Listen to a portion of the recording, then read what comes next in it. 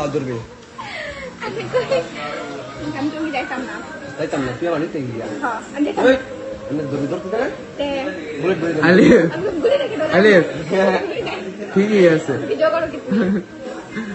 আমি ভাবি যে গ্যাংস্টার না লেডি লেডি কিলার আমার চোরা ধনের বউ বাবু একটু খেলুন যদি আপনি নাম্বার দে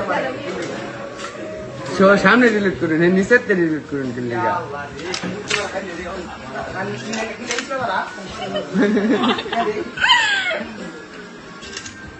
ডিলিট না